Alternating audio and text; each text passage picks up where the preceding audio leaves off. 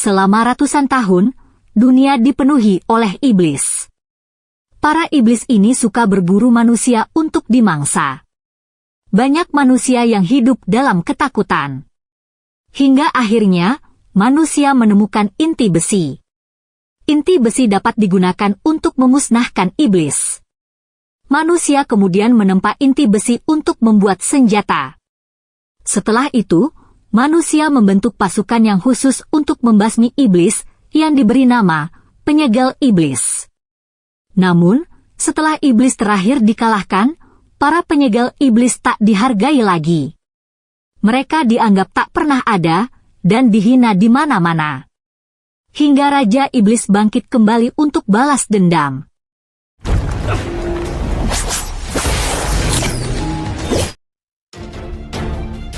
Film dimulai dengan memperlihatkan sepasang kakak adik yang melarikan diri dari kejaran iblis. Mereka berlari hingga sampai di tengah hutan. Sang iblis berhasil menghabisi sang kakak. Sang adik berusaha untuk melarikan diri. Tiba-tiba, datang tim penyegel iblis menyelamatkan sang adik. Mereka pun bertarung.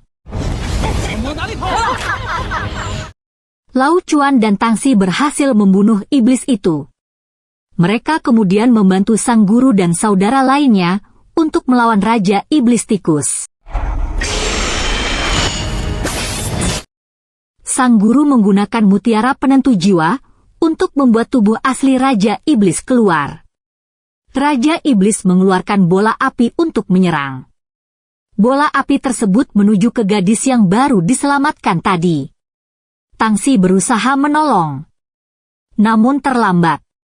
Mereka kemudian menyatukan kekuatan untuk menyerang Raja Iblis. Raja Iblis pun tewas. Dengan tewasnya Raja Iblis, manusia kembali mendapatkan kedamaiannya. Namun, seiring dengan berjalannya waktu, perlahan-lahan, penyegel iblis mulai terlupakan. Bahkan anggotanya dihina di mana-mana. Mereka tak lagi dianggap sebagai pahlawan. Para anggota penyegel iblis kembali hidup normal dengan manusia lainnya, tapi mereka menyembunyikan identitasnya sebagai anggota penyegel iblis. Begitu juga dengan yang dilakukan oleh Tangxi, Lau Chuan dan Long Fei. Mereka tinggal di kota dan jualan ikan di pasar. Pada suatu hari, ada 3 orang nelayan yang sedang mengeluh dengan hasil tangkapan mereka yang menurun. Untuk menghilangkan stres, mereka minum arak. Salah satu dari mereka menolak untuk meminumnya karena baunya yang aneh. Tangxi, Lau Chuan dan Long Fei pulang dari mencari ikan. Dalam perjalanan, mereka melihat 2 iblis ikan sedang memangsa manusia. Mereka bertiga kemudian menghabisi iblis itu. Mereka bertiga sangat terkejut dengan kemunculan iblis itu. Padahal sang Raja Iblis terakhir telah mereka habisi. Sesampainya di rumah, mereka melihat saudara mereka yang bernama Haiyan dalam keadaan terluka. Mereka kemudian membawanya ke dokter. Namun, dalam perjalanan, tak sengaja mereka menabrak anak kecil. Para warga pun tahu kalau mereka adalah penyegel iblis.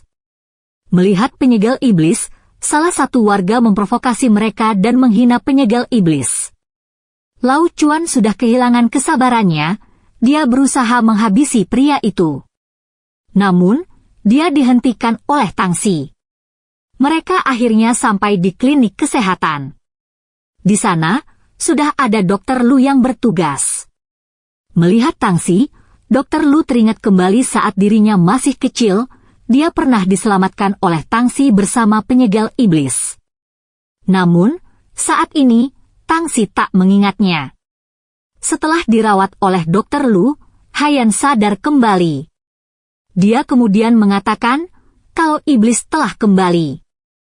Namun, karena luka yang dideritanya sangat parah, dia pun tewas.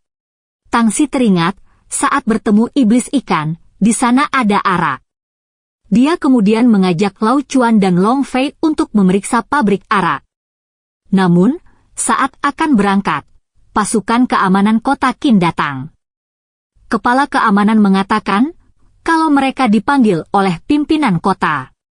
Saat bertemu pimpinan kota, pemimpin kota Qin malah menghina mereka. Pimpinan kota mengatakan, pasukan penyegel iblis bukanlah pahlawan, melainkan kriminal. Tangsi sempat mengatakan, kalau iblis bangkit kembali. Namun, pimpinan kota tak percaya. Dia kemudian menangkap Tangsi dan dua saudaranya. Sementara itu, monster belatung mencoba untuk membunuh mereka bertiga dalam penjara. Beruntunglah, mereka diselamatkan oleh Dr. Lu. Mereka berempat kemudian pergi ke tempat pembuatan arak untuk memeriksa. Ternyata, arak yang dibuat telah dicampur dengan darah iblis. Sehingga orang yang meminum arak tersebut berubah jadi iblis. Di pabrik arak tersebut, sudah banyak iblis yang ingin menghabisi mereka. Tangsi sempat terdesak. Melihat Tangsi dalam bahaya, Dr. Lu menolongnya. Dr. Lu ternyata siluman. Namun, Tangsi tak mengatakan pada saudara lainnya. Mereka kemudian menghabisi iblis di tempat tersebut. Melihat bukti yang ada di pabrik arak, pimpinan kota pun mulai percaya kalau ada iblis. Namun, pimpinan kota malah menyuruh mereka agar segera pergi meninggalkan kota. Dengan alasan, rakyat akan tidak tenang jika mereka masih ada dalam kota. Lau Chuan dan Long Fei tak terima jika mereka harus meninggalkan kota. Namun, Tangsi menerima perintah tersebut. Beberapa hari kemudian, karena kedua saudaranya tak mau meninggalkan kota, akhirnya Tangsi memutuskan untuk tetap tinggal. Pada suatu malam, Tangsi menanyakan pada Dr. Lu, mengapa dia seorang siluman. Dr. Lu kemudian menceritakan, dulu dia adalah seorang manusia. Dia pernah dikejar-kejar iblis, hingga ditolong oleh pasukan penyegel iblis. Dia terkena ledakan akibat serangan Raja Iblis. Saat dirinya sekarat, dia meminum darah iblis yang tercampur dengan air sungai. Setelah itu, dia sembuh, namun dia berubah jadi siluman.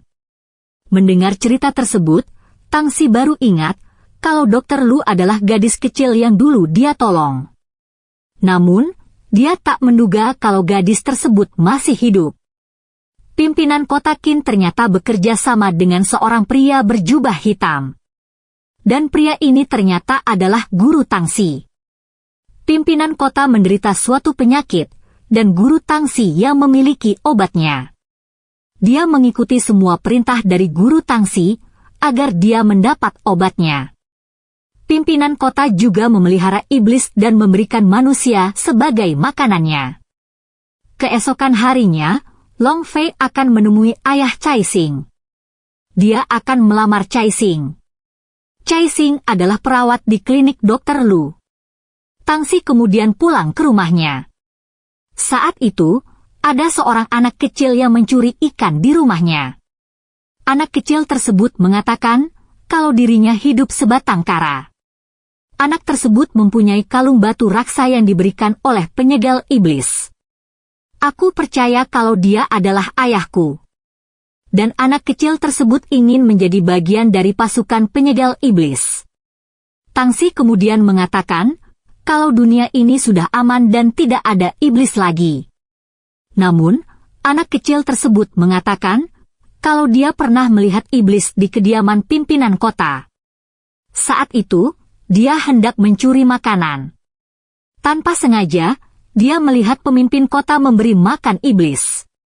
Tangsi kemudian pergi secara diam-diam ke rumah pimpinan kota. Dia kemudian masuk ke ruang rahasia. Di sana, dia melihat sebuah lubang tempat iblis. Dia juga menemukan mutiara penentu jiwa milik gurunya. Saat memberi makan iblis, sang iblis merayu pimpinan kota. Jika dirinya mau bekerja sama, ia akan memberikan obat penawar untuk penyakitnya. Akhirnya, pemimpin kota mau bekerja sama dengan iblis tersebut. Setelah itu, pemimpin kota memanggil Lau Chuan untuk menghadap. Dia mengangkat Lau Chuan jadi kepala pengawal pribadinya. Di tempat lain, Long Feng yang ingin melamar Cai Xing malah dijebak oleh Cai Xing. Ternyata, selama ini, Cai Xing hanya berpura-pura menyukai Long Feng. Cai Xing menuduh Long Feng telah melecehkannya. Orang-orang pun percaya pada Cai Xing. Untuk membuktikan bahwa dirinya tak bersalah, Long Fei mengakhiri hidupnya. Lau Chuan menerima laporan kalau Long Fei telah tewas. Dia kemudian segera pergi ke tempat kejadian. Dia melihat mayat Long Fei digantung di jalanan.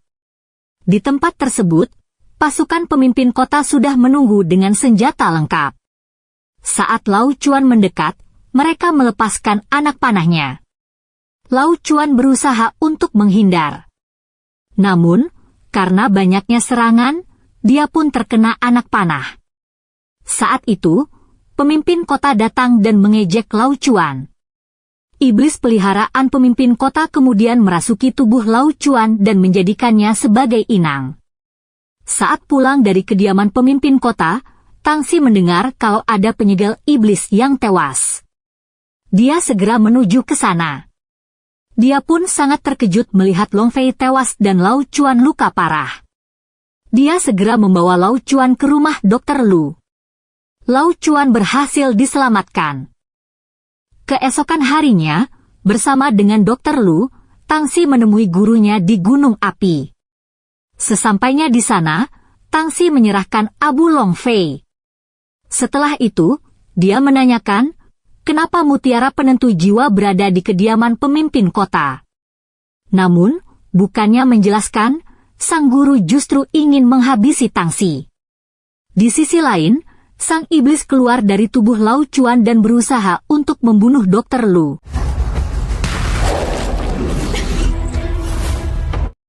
Namun, mengetahui Dr. Lu adalah siluman, iblis tersebut tak menghabisinya. Sementara itu, Guru Tangsi mengatakan, jika iblis tewas maka auranya akan berkumpul di gunung api dan membentuk inti besi. Namun, jika inti besi disatukan dengan tubuh manusia, jika manusia tersebut tewas, maka inti besi akan musnah. Pasukan penyegel hanyalah alat untuk menghancurkan iblis agar auranya berkumpul di gunung api. Setelah iblis musnah, maka giliran penyegel iblis yang akan dimusnahkan. Agar inti besi lenyap dari dunia. Dengan begitu, kedamaian baru akan tercapai. Tangsi kemudian menyerang gurunya.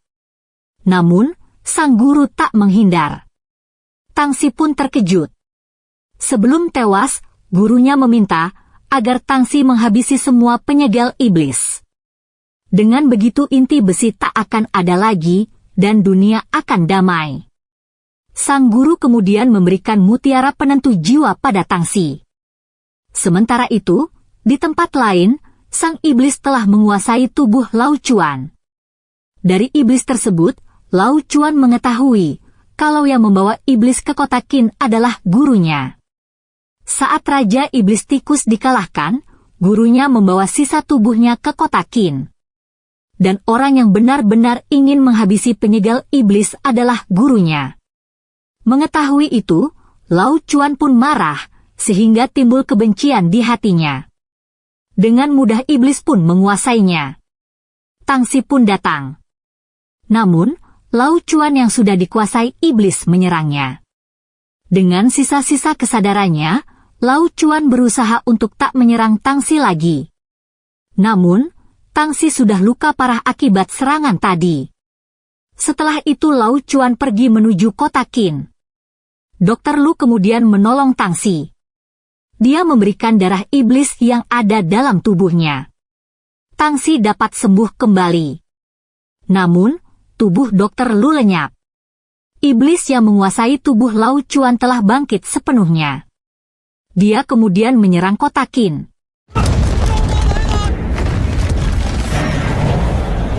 Dia juga menghabisi pemimpin kota.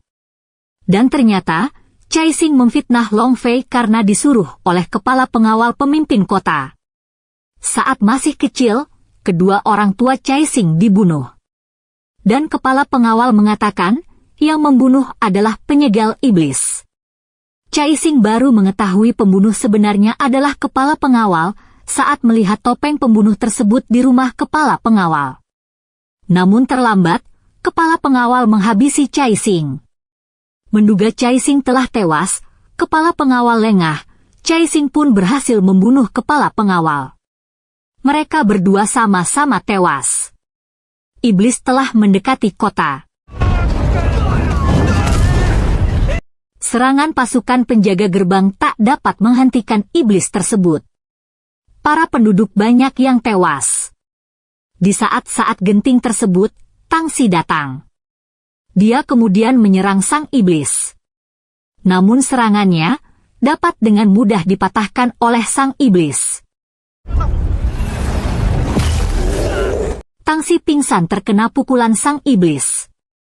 Melihat Tang Xi kalah, para penyegal iblis yang selama ini menyamar jadi orang biasa di kota Qin mulai berkumpul. Ternyata, selama ini banyak penyegal iblis di kota Qin yang menyamar. Mereka membentuk formasi untuk menyerang sang iblis. Namun, serangan mereka masih belum mampu mengalahkan sang iblis.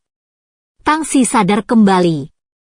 Dia kemudian menyerang sang iblis dan berusaha untuk membangunkan Lao Chuan.